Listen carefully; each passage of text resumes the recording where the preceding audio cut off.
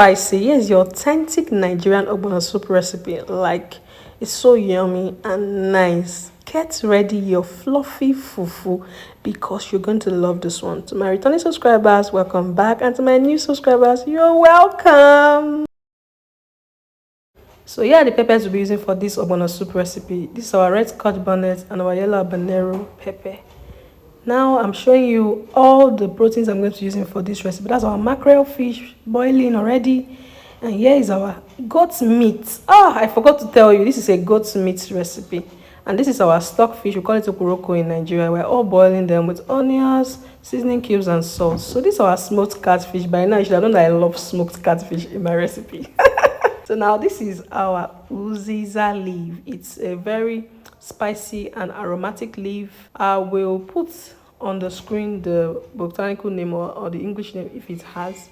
It's always very nice for soups because if you are the kind of person that loves spice, you will always want to add uziza to your recipe. Remember I said uziza.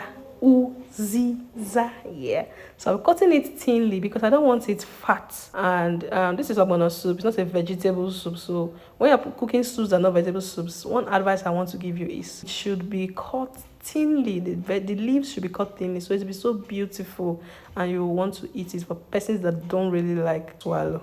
So for this recipe I'll be using 2 vegetables. Now this is my onugbu leaf, bitter leaf. Everybody knows that's bitter leaf. In the Igbo speaking part of Nigeria, we call it onugbu leaf. Yeah, it has been in my freezer since. I just had to just wash it again. I've washed it thoroughly before. You can see that the water is really clear. So now after our goat meat has boiled for over 30 to 35 minutes, I'm going to be adding my blended pepper mix actually. My red scotch bonnet and my yellow habanero pepper. Do you know why I did so? I wanted the hotness from both peppers, and the yellow habanero pepper is naturally aromatic and it gives food a very beautiful flavor. After I've added it, I will give it a good stir because we always give it a good stir on this channel. See, goat meat makes local soups really tasty. That is why I chose to use a mix of goat meat and mackerel fish. Mackerel fish is always good in okra, or some places call it okra or okra or Ogbono soups. So I'll be adding my stock fish next onto the stock. Some persons call it stock fish, some persons call it okporoko. Okporoko is a native name for it in the Igbo speaking part of Nigeria. You know I'm actually an Igbo girl, so most of the times you'll be hearing most of these ingredients in their Igbo names. Yeah, pardon me please, I love you guys, we are one Africa. So now I'll be adding my palm oil to this boiling broth, because if your oil does not cook, the soup will taste somehow.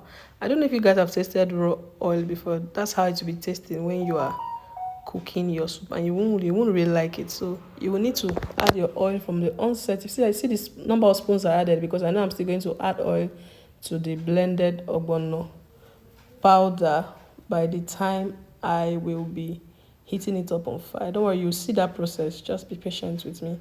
So I'll give it a good stir because I want the oil to circulate properly.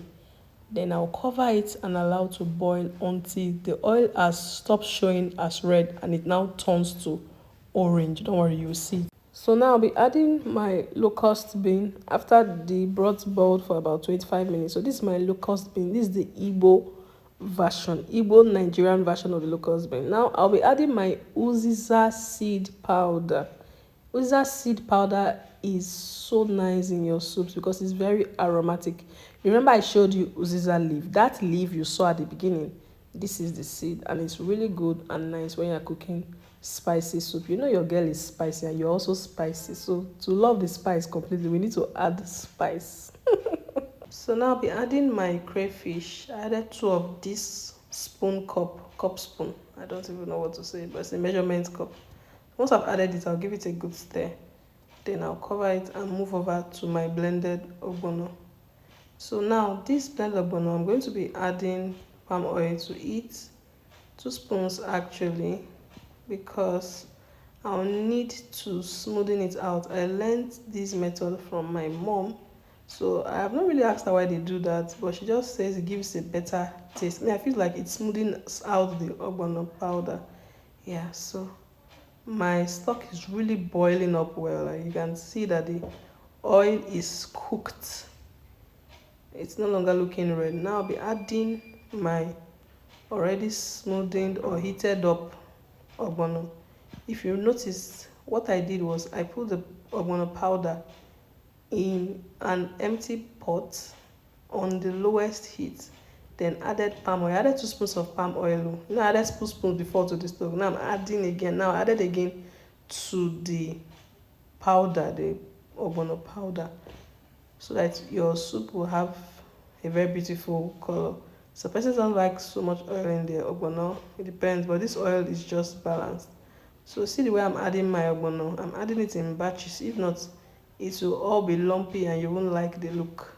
If you look closely, you'll see that some ogbono, let's call it paste now, because it's a paste once you have added palm oil. So I'm going to ogbono paste stuck onto my spoon. I had to keep on, will I call it whisking it, so that it smoothens out. If you look to the top, you see it. So once you add your ogbono, you need to really be fast with beating it. Let me use the word beating. Yeah. But I think because this ogbono was wet, that's why it's blended that way. The ones that we get to blend outside at the local markets, they ask you if you dried the ogbono really well before bringing it to them. And once you say no, they will refuse to grind it for you.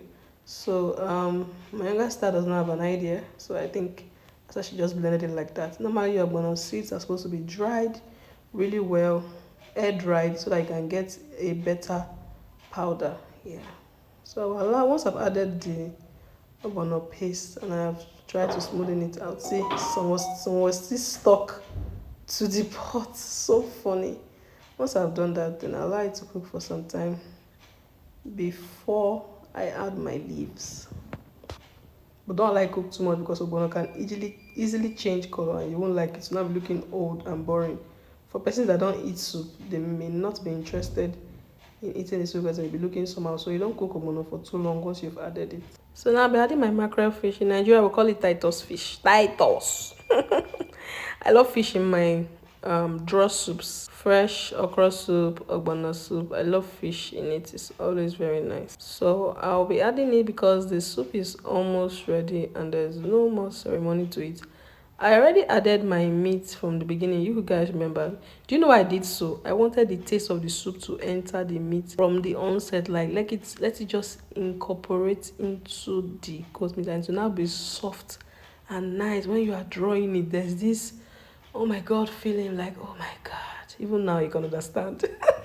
So I've added my 2 leaves. I added both of them at the same time because I didn't remember to add it on time.